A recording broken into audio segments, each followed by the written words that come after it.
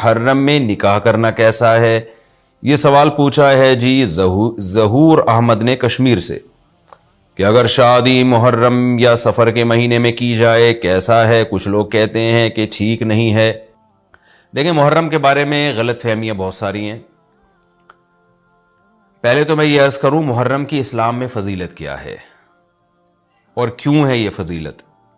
رسول اللہ صلی اللہ علیہ وسلم نے فرمایا کہ محرم کو آپ صلی اللہ علیہ وسلم نے شہر اللہ قرار دیا ہے۔ صحیح حدیث ہے کہ آپ صلی اللہ علیہ وسلم نے فرمایا، صحیح مسلم کی حدیث ہے کہ رمضان کے روزوں کے بعد سب سے زیادہ جو روزے افضل ہیں وہ شہر اللہ المحرم، اللہ کے مہینے محرم کے ہیں، یعنی اللہ کی طرف اس محرم کی نسبت کی جا رہی ہے، تو یہ ایک بڑی فضیلت کی چیز ہے۔ اور قرآن میں جن 4 مہینوں کو محترم قرار دیا ہے، عرب ان مہینوں میں جنگ و جدال کو حرام سمجھا کرتے تھے کہ یار یہ ناجائز ہے، اس میں جنگ نہیں کرنی چاہیے، ان مہینوں کا احترام لازم ہے۔ ان میں 4 مہینوں میں محرم بھی ہے، محرم، رجب، ذی الحجہ، ذی القعدہ، ذی الحجہ، یہ 4 مہینے ہیں جو محترم ہے، لیکن اس میں پھر رجب بھی داخل ہے اور ذی القعدہ بھی اور ذی الحجہ بھی، تو یہ بھی ہے۔ اور 10 محرم کے روزے کی بڑی فضیلت ہے۔ آپ صلی اللہ علیہ وسلم نے فرمایا 1 سال کے گناہوں کی معافی کا ذریعہ بنتا ہے، لیکن آپ نے فرمایا کہ یہودیوں کی مشابہت نہ کرو، کیونکہ یہودی 1 روزہ رکھتے ہیں تو ہم 9، 10 یا 10، 11 2 روزے ملائیں گے، تو یہ محرم کی فضیلت ہے۔ اور یہ کیوں ہے اس کی ہمیں وجہ معلوم نہیں ہے۔ جیسے کسی نے ابھی بھائی نے سوال پوچھا نا کہ اس میں کوئی واقعات ہوئے تھے، تو پہلے میں بتا دوں 10 محرم میں جب نبی صلی اللہ علیہ وسلم نے محرم کے مہینے کی یہ فضیلت بیان کی تو اس کو کسی واقعے کی بیس پہ بیان نہیں کی ہے۔ اس بارے میں جتنے واقعات ہمارے پاس منقول ہیں کہ آدم علیہ السلام جنت سے زمین پہ آئے تھے، یا قیامت آئے گی اس دن، یا یہ کہ اور پتہ نہیں کیا کیا، ابراہیم علیہ السلام کو آگ میں ڈالا گیا، یہ سب من گھڑت ہیں، اس کی کوئی حقیقت نہیں ہے، موضوع روایتیں۔ البتہ اس دن موسیٰ علیہ السلام اور بنی اسرائیل کو فرعون سے نجات ملی تھی، اس بارے میں روایت سندن بہتر ہے، یعنی اس کو مستند روایت کہا جا سکتا ہے۔ تو وہ یہ کہا جا سکتا ہے کہ 10 محرم کو موسیٰ علیہ السلام اور بنی اسرائیل کو اللہ نے فرعون سے نجات دی تھی، اسی بیس پہ یہودی روزہ رکھا کرتے تھے اس دن۔ تو یہ روایت کے علاوہ باقی جتنے بھی واقعات ہیں سب من گھڑت ہیں۔ باقی حضرت حسین رضی اللہ تعالیٰ عنہ کو جو کربلا میں شہادت ملی ہے، وہ تو 10 محرم، وہ تو فضیلت تو اسلام میں پہلے سے تھی، تو حضرت حسین رضی اللہ تعالیٰ عنہ کا واقعہ تو بعد میں ہوا ہے، تو اس سے حضرت حسین کی شہادت کو اور فضیلت مل گئی کہ آپ کو ایک مقدس دن میں اللہ تعالیٰ نے شہادت عطا فرمائی ہے۔ تو اب کیا مسئلہ ہے؟ اب میں جو ہے نا نمبر وار سوال پڑھ کے بتاتا ہوں، نمبر وار جو ہے نا، تاکہ وہ بحث ہماری گچ مچ نہ ہو جائے۔ ابھی سارے سوال میں نے اکٹھے پڑھ لیے تھے تاکہ آپ کو پتہ چلے کہ آج محرم کے بارے میں کیا معلومات ہم شیئر کریں گے، کیا مسائل میں بتاؤں گا۔ اسی میں ایک سوال ہے جی، محرم میں نکاح کرنا کیسا ہے؟ یہ سوال بھی ظہور احمد نے کشمیر سے پوچھا ہے۔ محرم میں نکاح کرنا بھی جائز ہے، بلکہ ہمارے مسلک کے مطابق باعث برکت ہے، کیونکہ محرم کو اللہ کے نبی نے محترم قرار دیا ہے، جو قابل احترام مہینہ ہے تو مقدس ہے، تو مقدس مہینے میں عبادت کا ثواب بھی زیادہ ہوتا ہے، اور نکاح بھی شریعت میں عبادت ہے۔ نکاح کیسے عبادت ہے؟ شریعت نے نکاح میں عبادت کا رنگ ڈال دیا ہے۔ دیکھیں آپ کہ نکاح ایک معاملہ ہے، لیکن اس سے پہلے خطبہ بھی ہوتا ہے۔ خطبہ جمعے کی نماز سے پہلے ہوتا ہے، خطبہ عید کی نماز سے پہلے ہوتا ہے، خطبہ استسقاء کی نماز سے پہلے ہوتا ہے، خطبہ حج میں ہوتا ہے۔ یہ ساری عبادتیں ہیں نا جس میں خطبہ ہے، لیکن اسلام نے کیا کہا؟ نکاح سے پہلے بھی خطبہ ہوگا۔ اس کا مطلب اسلام نکاح کو عبادت قرار دے رہا ہے، نکاح میں عبادت کا رنگ بھر رہا ہے، تو عبادتیں تو مقدس مہینے میں زیادہ ثواب ہوتا ہے ان میں۔ تبھی آپ دیکھیں نبی صلی اللہ علیہ وسلم نے فرمایا رمضان کے بعد سب سے زیادہ روزوں کا ثواب محرم میں ملتا ہے، کیوں؟ مقدس ہے نا، تو عبادت کا ثواب بڑھ گیا اس میں۔ تو اس حدیث سے صاف ہمیں پتہ چلتا ہے کہ اگر کوئی محرم میں اس نیت سے نکاح کرتا ہے کہ مقدس مہینہ ہے، تو اس میں عبادت کا ثواب بڑھ جائے گا، اور اس میں انشاءاللہ اللہ سے امید کی جا سکتی ہے کہ خیر و برکت زیادہ ہوگی۔ تو اس کو منحوس سمجھنا جائز نہیں ہے۔ اگر آپ کہتے ہیں اس مہینے میں چونکہ حضرت حسین رضی اللہ تعالیٰ عنہ کی شہادت ہوئی ہے اس لیے منحوس ہے، تو یہ غلط ہے۔ ایک تو ہماری نظر میں شہادت ایک بہت مقدس مقام ہے، اس کی وجہ سے کوئی مہینہ منحوس نہیں ہو سکتا، مقدس تو ہو سکتا ہے، منحوس نہیں ہو سکتا۔ دوسری بات یہ کہ 1 محرم سے لے کے 29 یا 30 ذی الحجہ تک اسلامی تاریخ میں کوئی ایسا دن نہیں ہے جس میں کسی مقدس شخصیت کی شہادت نہ ہوئی ہو یا کسی پہ ظلم نہ ہوا ہو. اگر آپ تاریخ کے اوراق اٹھا کے دیکھیں, ہر مہینے ہر تاریخ کو کوئی نہ کوئی اسلام میں اچھا واقعہ بھی ہوا ہے اور برا واقعہ بھی ہوا ہے.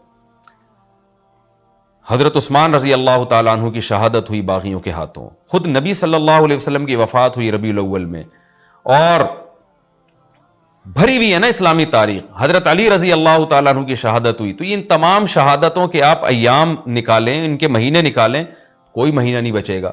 تو اس بیس پہ اگر آپ کہتے ہیں کہ اس مہینے میں نکاح پسندیدہ نہیں ہے, پھر تو پہلی تاریخ سے لے کے سال کی آخری تاریخ تک کوئی تاریخ بھی ایسی نہیں ہے کہ جس میں انسان نکاح نہ کرے. اس کا مطلب پھر آپ کنوارے چھڑے چھاٹی گھومتے رہیں, اور مسلمانوں کی پھر گروتھ ریشو تو میرا خیال ختم ہو جائے گا, مر جائیں, کہاں پیدا ہوں گے لوگ. اور اگر آپ کہتے ہیں کہ نہیں جی کسی شخصیت کے کسی دن میں انتقال کر جانے سے یا شہید ہو جانے سے یا اس پہ ظلم ہونے سے وہ دن منحوس نہیں بنتا, تو پھر 10 محرم بھی منحوس نہیں ہے. 10 محرم میں بھی آپ نکاح کر سکتے ہیں, اور محرم کے بقیہ تاریخوں میں بھی آپ نکاح کر سکتے ہیں. اور روایات میں ہمیں ملتا ہے کہ بعض بڑے بڑے حضرات تھے جن کے محرم کے مہینے میں نکاح ہوئے. میں اس بحث میں نہیں جاؤں گا, پھر اس میں تاریخی روایات ہیں, کوئی کہتا ہے فلاں تاریخ تھی, کوئی کہتا ہے, پھر لوگ اس پہ ایک غیر ضروری بحث میں چلے جاتے ہیں. لیکن ہمیں ایسے واقعات ملتے ہیں. تو اس لیے اس بارے میں, اور پھر شریعت میں جلد نکاح کی ترغیب ہے. نکاح کو ڈیلے کرنا یہ شریعت میں پسندیدہ کام نہیں ہے. اس بیس پہ تو ڈیلے کیا جا سکتا ہے نکاح کہ آپ کو رشتہ سمجھ میں نہیں آ رہا, مشورے کر رہے ہیں, لیکن جب ایک دفعہ رشتہ سمجھ میں آ جائے تو اسلام کا حکم یہ ہے کہ اس میں جلدی کی جائے. صحیح ہے, بخاری کی مشہور حدیث ہے, نبی صلی اللہ علیہ وسلم کی خدمت میں خاتون آئیں, عرض کیا کہ یا رسول اللہ میں آپ سے نکاح کرنا چاہتی ہوں. آپ نے چہرہ مبارک کو جھکا لیا, آپ کا ارادہ نہیں تھا. ایک اور صحابی کھڑے ہوئے, عرض کیا یا رسول اللہ آپ میرا ان سے نکاح کر دیں. اسی محفل میں نبی نے ان صحابیہ کا ان صحابی سے نکاح کرا دیا. تو آپ نے تو یہ نہیں پوچھا کہ یہ محرم کا مہینہ چل رہا ہے یا سفر کا مہینہ چل رہا ہے یا ربیع الاول کا مہینہ چل رہا ہے. ڈیلے نہیں کیا اس کو, اس لیے کہ خود آپ کی تعلیمات یہ ہیں کہ نکاح میں جلدی کی جائے. تو اگر آپ کو محرم میں رشتہ ملتا ہے, آپ ربیع الاول تک ڈیلے کرتے ہیں محرم کی وجہ سے یا سفر تک ڈیلے کرتے ہیں, تو یہ ڈیلے کرنا خود قرآن و سنت کے خلاف ہے. جس چیز میں تعجیل مقصود ہے, جس چیز کو شریعت نے جلدی کا حکم دیا. اس عبداللہ بن مسعود رضی اللہ تعالیٰ عنہ فرماتے تھے, مصنف ابن ابی شیبہ کی روایت ہے, کہ مجھے پتا چل جائے نا کہ میری زندگی میں صرف ایک رات باقی ہے, اگلے دن میں نے مر جانا ہے, اور میرے نکاح میں کوئی عورت نہ ہو, میں وہ رات بھی نکاح کے بغیر نہیں گزاروں گا, میں بیوی کے بغیر نہیں گزاروں گا, اس خوف سے کہ مجھے کہیں فتنہ نہ ہو جائے. صحابہ کرام جو تقوی کے اعلیٰ معیار پر تھے اور جن سے گناہ کا اندیشہ بہت کم تھا اور کہیں معاشرے میں بے حیائی پھیلی ہوئی نہیں تھی, وہ تو ان کا تو یہ کانسیپٹ تھا کہ بھائی ہم بیوی کے بغیر ایک دن نہیں گزاریں گے, کہیں ایسا نہ ہو کہ برائی میں پڑ جائیں. اور آج چاروں طرف بےہودگی پھیل رہی ہے, چاروں طرف بے شرمی, بے حیائی, انٹرنیٹ پر بےہودہ چیزیں, آپ یوٹیوب میں ویڈیو میں جائیں فوش چیزیں آ رہی ہیں, ہر چیز آپ کی شہوت کو برانگیختہ کرنے والی ہے. اور اس میں آپ یہ کہیں کہ ایک رشتہ طے بھی ہو چکا ہے, آپ صرف اس بیس پر آپ اس کو ڈیلے کر رہے ہیں, ایک مہینہ 2 مہینہ, لوگ سفر میں بھی نہیں کر رہے ہوتے, اور اس بیس پہ آپ ڈیلے کر رہے ہیں. اس میں خطرہ ہوتا ہے کہ مرد کسی گناہ میں نہ پڑ جائے, عورت کسی گناہ میں نہ پڑ جائے, تو شریعت اس کی آپ کو اجازت نہیں دیتی ہے. اور پھر اس میں یہ بھی ہوتا ہے کہ اگر آپ ڈیلے کرتے ہیں تو منگنیاں توڑنے کا شیطان کو موقع بہت ملتا ہے. میرے سامنے ایسے درجنوں واقعات ہیں, رشتہ طے ہوا لیکن جی چونکہ محرم ہے یا سفر آ رہا ہے تو ہم ربیع الاول میں کریں گے, یا منگنی کو کسی بھی وجہ سے ڈیلے کر دیا. تو جب منگنی ڈیلے ہوتی ہے, یعنی نکاح ڈیلے ہوتا ہے, منگنی ہو گئی, نکاح کو ڈیلے کر رہے ہیں آپ, اس میں شیطان پھر دونوں کو لڑواتا ہے. منگنیاں ٹوٹتی ہیں, اکثر نفرتیں پھیلتی ہیں, غلط فہمیاں, بدگمانیاں شیطان کو پھیلانے کا موقع ملتا ہے. اس لیے شریعت میں تو منگنی کا لفظ ہی نہیں ہے, شریعت میں ہے خطبہ. خطبہ کا مطلب نکاح کا پیغام بھیجا, ان کو جب سمجھ میں آ گیا تو فوراً نکاح کر دیا, بیچ کا کوئی راستہ نہیں اللہ نے رکھا. تو چاہے وہ محرم ہو, چاہے وہ سفر ہو, چاہے وہ ربیع الاول ہو, چاہے وہ ربیع الثانی ہو.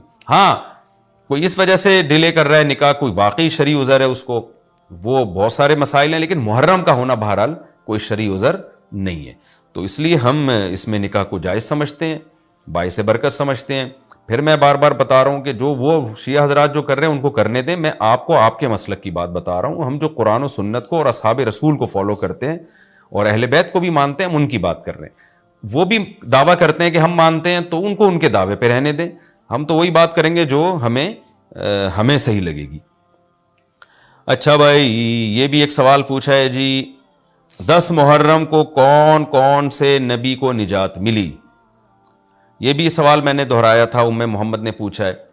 تو دیکھیں اس بارے میں صرف ایک واقعہ مستند ہے، حضرت موسیٰ علیہ السلام کو فرعون سے نجات ملی۔ اس کے علاوہ 10 محرم کی طرف جتنے قصے منقول ہیں، ابراہیم علیہ السلام کو آگ میں ڈالا گیا، پھر آدم علیہ السلام دنیا میں آئے، یا اس دن قیامت آئے گی، یہ سب من گھڑت ہیں، ان کی کوئی حیثیت نہیں ہے، ان کو نہیں بیان کرنا چاہیے۔ یہ بھی سوال ہو گیا قیامت کیا محرم میں آئے گی؟ ایسا نہیں ہے، ہمیں نہیں پتہ محرم میں آئے گی یا سفر میں آئے گی۔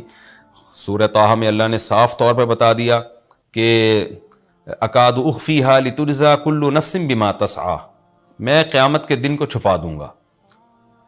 اللہ نے کسی کو نہیں بتایا کس دن آئے گی، وہ آئے گی تو اچانک آئے گی۔ اچانک وہی چیز ہوتی ہے جس کی ڈیٹ کا ہمیں علم نہیں ہوتا۔ لا تأتیکم الا بغتہ، قرآن کہتے ہیں اچانک آئے گی، تو اچانک کا مطلب اس کی ڈیٹ اللہ نے، اس کا سال، اس کا مہینہ اللہ نے ہمیں نہیں بتایا، تبھی تو اچانک آئے گی وہ۔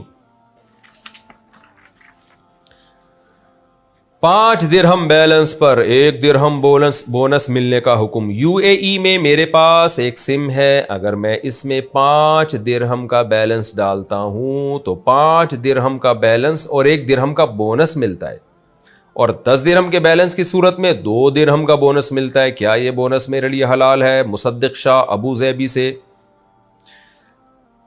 دیکھیں یہ جو ایڈوانس میں آپ پیسے ڈال دیتے ہیں اور 5 درہم ڈالے تو 6 درہم آ گئے، یہ سود نہیں ہے، اس لیے کہ ایسا نہیں ہوتا کہ 5 درہم آپ نے دیے تو آپ کو کمپنی نے 6 درہم دے دیے۔ درہم تھوڑی دے رہی ہوتی ہے، کمپنی 6 درہم کا بیلنس دے رہی ہوتی ہے۔ اس کو وہ تعبیر یہ کرتی ہے کہ 5 درہم پہ آپ کو 6 درہم ملیں گے، وہ درہم نہیں ملتے، آپ کو بونس زیادہ مل جاتا ہے۔ یعنی ایسے ہے، یعنی آپ کو وہ جو یونٹ ہے نا کال کرنے کے، وہ زیادہ مل جاتے ہیں۔ تو اگر کوئی ایڈوانس پیسے دے رہا ہے اور اس کے بدلے میں کمپنی خوش ہو کے اس کو منٹ زیادہ دے رہی ہے تو بہت اچھی بات ہے۔ اس منٹ کو وہ تعبیر یہ کرتے ہیں کہ 5 درہم پہ ہم نے 6 دے دیے، 10 درہم پہ ہم نے 12 دے دیے، تو 12 نہیں مل رہے ہوتے، 5 درہم پہ آپ کو یونٹ مل رہے ہوتے ہیں، اتنے جتنے عام نارملی 6 درہم پہ ملتے ہیں، تو اس کو وہ تعبیر کر رہے ہوتے ہیں۔ تو یہ بالکل سود نہیں ہے، بالکل جائز ہے، اس کا کوئی گناہ نہیں ہے۔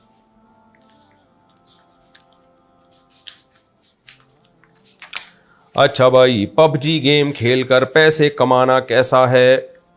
پب جی والے ٹورنامنٹ کرواتے ہیں اور پیسے رکھتے ہیں 1 کروڑ یا 2 کروڑ، سبحان اللہ، رکھتے کہاں پر ہیں ذرا معلوم کر کے بتائیں۔ پھر جو جیتتا ہے اس کو بانٹ دیتے ہیں، کسی ٹیم سے کوئی پیسے نہیں لیے جاتے، کیا یہ حلال ہوگا یا حرام؟ غفران صاحب اتر پردیش سے۔ بھائی سوال میں خود وضاحت کی گئی ہے کہ کسی سے بھی پیسے نہیں لیے جاتے، تو اگر پیسے نہیں لیے جا رہے لوگوں سے تو پھر تو یہ جوا نہیں ہے، بلکہ ایک طرح کا انعام ہے کہ جو جیتے گا ہم اس کو دے دیں گے۔ اگر سوال میں جو کہا گیا اسی طرح ہی ہو رہا ہے پب جی میں، تو پھر یہ جوا نہیں ہے، یہ 1 کروڑ روپے حلال ہوں گے جیتنے والے کے لیے۔ لیکن پب جی کھیلنا اور اس میں ٹائم ویسٹ کرنا یہ بہرحال سخت مکروہ ناپسندیدہ عمل ہے، یہ کوئی قابل تقلید عمل نہیں ہے اور اپریشیٹ کیے جانے والا عمل نہیں ہے کہ آپ اس کو اپریشیٹ کریں، اور یہ پیسے کمانے کا بھی گھٹیا طریقہ ہے۔ تو میں حرام ہونے کا فتویٰ نہیں لگا رہا، لیکن بہرحال نامناسب اور گھٹیا طریقہ ہے، اپنے آپ کو ان فضول کاموں سے بچائیں۔ نبی صلی اللہ علیہ وسلم نے فرمایا من حسن اسلام المرء ترکہ ما لا یعنیہ، انسان کے اسلام کی اچھائی میں سے ہے کہ لا یعنی چیزوں سے بچے۔ آپ کہہ سکتے ہیں 1 کروڑ روپے مل رہے ہیں تو لا یعنی کہاں سے ہو گیا؟ مل کس کام کے بدلے میں رہے ہیں؟ کیا قوم کی خدمت کی آپ نے؟ کون سا تیر مار دیا؟ ویڈیو گیم پکڑ کے بیٹھے رہے 1 گھنٹے تک؟ تو پیسے کمانے کے بھی کوئی عزت والا طریقہ اختیار کریں، لوگوں کا علاج کریں، یا لوگوں کو کوئی بزنس دیں، یا لوگوں کو کوئی اچھے مشورے دیں، یا کہیں لیکچرار لگ جائیں، یا فوج میں چلے جائیں، یا کوئی لوگوں کا کام کریں، کوئی کارپینٹر بن جائیں، کوئی مزدور بن جائیں، کوئی اچھی خدمت کے بدلے میں پیسے لیں، تو وہ پیسہ حلال طیب کہلاتا ہے۔ یہ ویڈیو گیم کھیل کھیل کے پیسے کمانا یہ کوئی مزیدار کام نہیں ہے، یہ بے برکت والا کام ہے۔ اچھا بھائی، یہ کچھ پرانے مسائل تھے جن کا میں نے جواب دیا، رہ گئے تھے یہ۔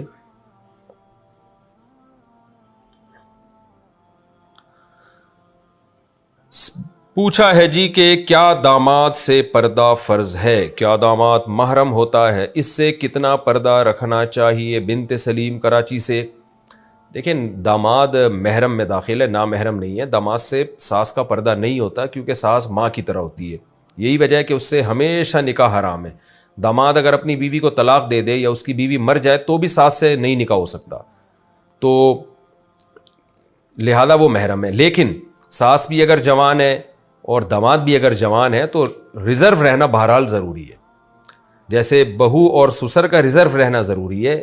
سگی بیٹی کا معاملہ اور ہوتا ہے, بہو سے فتنے کا بہرحال اندیشہ ہوتا ہے اگر بالکل جوان ہے اور سسر بھی جوان ہے. تو اس لیے بہو کو سے مصافحہ کرنا, ہاتھ لگانا اس کو, یا اس کے گال پہ بوسہ لینا یا ماتھے پہ بوسہ لینا, یہ نامناسب ہے, بہت سخت مکروہ ناپسندیدہ عمل ہے. بلکہ بہو کو جب سسر صاحب پیار کریں گے تو بس سر پہ ہاتھ رکھیں بس. اسی طرح داماد جوان ہے, ساس بھی جوان ہے, تو ساس داماد کو جب پیار کرے گی تو سر پہ ہاتھ رکھے بس, اور بیٹا کیا حال ہے, اپنا خیال رکھنا. اس سے زیادہ باڈی کو ٹچ کرنا داماد کے یا بلا حائل مصافحہ کرنا یہ بھی ٹھیک نہیں ہے, یہ فتنے کا دور ہے. تو اس لیے اس بارے میں احتیاط لازم ہے. اسی لیے علماء نے لکھا ہے کہ اگرچہ ساس جو ہے وہ داماد کے لیے محرم ہے, مگر ساس اور داماد اگر دونوں جوان ہوں تو اکیلے سفر نہیں کر سکتے. تو اس میں یہ ہے کہ سگا بیٹا ہو یا بھائی ہو یا اس طرح کا کوئی رشتہ ہو تو دوسرا کوئی رشتہ ہوگا جو سسرالی رشتہ نہیں ہونا چاہیے اگر دونوں جوان ہیں. تو بہرحال اصولی طور پر تو پردہ فرض نہیں ہے, فتنے کی وجہ سے یہ حکام ہے. تو ریزرو اتنا یعنی اتنا فری نہ ہو کہ مصافحہ ہونے لگے یا بلا حائل ایک دوسرے کو جسم جو ہے ٹچ کرنے لگیں, جیسے کہ ماں بیٹے ہوتے ہیں یا باپ بیٹی ہوتے ہیں. اتنا زیادہ آگے نہ بڑھیں بلکہ وہ تھوڑا ریزرو رہیں. اور ویسے بھی حرمت مصاہرہ کے مسائل ہیں, وہ میں کئی بار بیان کر چکا ہوں, اس کو اب ریپیٹ کرنے کی ضرورت نہیں ہے. نامحرم کو سلام کا جواب دینا, کیا غیر محرم کو سلام کا جواب دے سکتے ہیں؟ میری کلاس کی کچھ بہنیں مجھے جب سلام کرتی ہیں تو میں جواب دینے پر مجبور ہو جاتا ہوں, کیا مجھے اس کا گناہ ہوگا؟ محمود مقبوضہ کشمیر سے. محمود بھائی شریف آدمی لگ رہے ہیں, اپنی کلاس فیلوز کو بہنیں کہہ رہے ہیں تو امید ہے آپ سلام کا جواب دے دیا کریں انشاءاللہ. آپ یوں جواب دیا کریں, میری بہنوں تم سب کو وعلیکم السلام, بس اتنا کہیں اور پتلی گلی سے نکل لیں, زیادہ نہ فری ہوں آپ. نامحرم کے بارے میں اللہ سے دعا کرنا. سارے نامحرموں کے سوال آ رہے ہیں, پتہ نہیں کیا کسی غیر محرم لڑکی کے لیے دعا کی جا سکتی ہے کہ یا اللہ اسے میرے حق میں بہتر کر دے, یا اللہ اسے مجھے عطا کر دے. سبحان اللہ. ارحم صاحب لاہور سے. ارحم صاحب میری دعا ہے آپ کی کہ اچھی جگہ شادی ہو جائے تاکہ آپ کوئی اور دعا مانگا کریں. دیکھو کسی لڑکی کا نام لے کے اللہ مجھے فلانی دلا دے, مجھے فلانی دلا دے, یہ مناسب نہیں ہے. آپ اللہ سے یوں دعا مانگا کریں کہ اے اللہ میری اچھی جگہ شادی کرا دے, جو میرے حق میں بہتر ہو مجھے وہ دلا دے. اور اگر آپ کسی لڑکی کو چاہتے ہیں تو اس کا دماغ میں تصور لا کے یہ بھی دعا کر سکتے ہیں, اللہ اگر یہاں تیرے علم میں بہتر ہے تو یہاں کرا دے. بس اتنا, اس سے زیادہ آگے نہ بڑھے کہ نام لے لے کے دعا کریں. جائز ہونا الگ, جائز تو ہے, کسی کا بھی نام لے کے دعا کی جا سکتی ہے, لیکن یہ ایک طرح سے یوں سمجھیں کہ اللہ کو آپ سمجھا رہے ہیں کہ یہاں کرا دے, یہ زیادہ بہتر ہے. تو یہ اللہ کو نہ سمجھائیں. اس کی مثال ایسے ہے جیسے ایک شخص نبی صلی اللہ علیہ وسلم کی خدمت میں آیا, عرض کیا یا رسول اللہ آپ میرے لیے دعا مانگیں کہ اللہ مجھے مال و دولت عطا کرے. آپ نے منع کیا. اس نے, وہ منافق تھا, پھر کہنے لگا دعا کریں مال و دولت. تو نبی صلی اللہ علیہ وسلم نے منع کیوں کیا؟ اس لیے کہ یہ دعا مانگنا ہے اللہ مجھے دولت دے دے, یہ مناسب نہیں ہے. دولت سے جو مقصد ہے وہ دعا مانگنی چاہیے. دولت کا مقصد کیا ہے؟ آپ کی زندگی عافیت سے گزرے, آپ میں استغنا ہو, آپ کی زندگی پرسکون ہو جائے. تو اللہ سے یوں دعا مانگے, اللہ مجھے کشادہ رزق حلال دے دے, اے اللہ مجھے استغنا عطا فرما, میں کسی کے سامنے ہاتھ نہ پھیلاؤں, حلال کشادہ رزق برکت والا. تو یہ دعا مانگے جائیں. اے اللہ میری اتنی تنخواہ کر دے, 50 لاکھ کر دے, 1 کروڑ کر دے, یہ نامناسب الفاظ ہیں. اس لیے کہ اس کا مقصد ہے, یہ دعا میں آپ گویا اللہ کو سکھا رہے ہوتے ہو کہ مجھے پیسے سے مطلب ہے, مجھے پیسے سے جو مقصد ہے نا وہ مقصد سے مطلب نہیں ہے, میرا مقصد ہی پیسہ ہے. اب آپ یہ کہہ رہے ہو مجھے فلانی چاہیے, فلانی لڑکی سے شادی کرا دے, اس کا مطلب آپ کا مقصد ہی فلانی لڑکی بن چکی ہے. حالانکہ شادی کا مقصد تو سکون, اطمینان اور ایک کامیاب لائف ہوتی ہے. تو وہ اللہ سے یوں دعا مانگے جو ایسی ہو وہ والی دلا دے مجھے. تو اب ہو سکتا ہے وہ آپ اللہ کے علم میں آپ کے لیے بہتر نہ ہو. اچھا یہ جو 1.5 ہوشیاری ہو رہی ہے کہ اللہ اسی کو بنا بھی دے ایسا, تو یہ بھی 1.5 ہوشیاری ہے. بھائی آپ اللہ سے سیدھا سیدھا دعا کریں کہ اللہ مجھے نیک صالح بیوی عطا فرما جو میرے لیے بہتر ہو, مجھے اس سے محبت ہو, اس کو مجھ سے محبت ہو, ایسی عطا فرما دے. بس یہ دعا مانگا کریں. وہ ہوگی تو اللہ کے علم میں تو اللہ اس کو عطا کر دے گا, وہ نہیں ہوگی تو اس کے علاوہ کوئی اور دے دے گا آپ کو. تو اس طرح سے نام لے لے کے دعائیں مانگنا اور یا اسپیسیفک اس طرح کی چیزیں مانگنا یہ نامناسب ہے. اس سے جو مقصد ہے وہ دعا مانگنی چاہیے کہ اس سے آپ کا مقصد کیا ہے. مقصد ہے سکون کی زندگی، تو سکون کی زندگی مانگیں اللہ تعالیٰ سے. وہ جو آیت ہے نا منافق کے، مجھے آیا نبی آپ دعا مانگیں کہ مجھے دولت مل جائے، پھر جب اس کو دولت ملی ہے تو اس نے صدقے دینے سے انکار کر دیا، تو پھر اللہ کی طرف سے وعید آئی تو اس کو احساس ہوا، پھر وہ نبی کے پاس صدقہ لے کر آیا، آپ نے منع کر دیا. پھر ابو بکر کے پاس صدقہ لے کر آیا، آپ نے منع کر دیا نبی کے انتقال کے بعد. پھر حضرت ابو بکر کے انتقال کے بعد حضرت عمر کے پاس آیا صدقے کا مال لے کے، حضرت عمر نے بھی انکار کر دیا کہ جب نبی نے پہلی دفعہ آپ سے مطالبہ کیا تھا آپ نے کیا کیوں نہیں. کیا مطلب؟ اس کو اللہ نے مال دیا اور آزمائش میں ناکام ہو گیا پھر وہ. تو اس لیے بھائی اللہ سے بس عافیت مانگا کرو.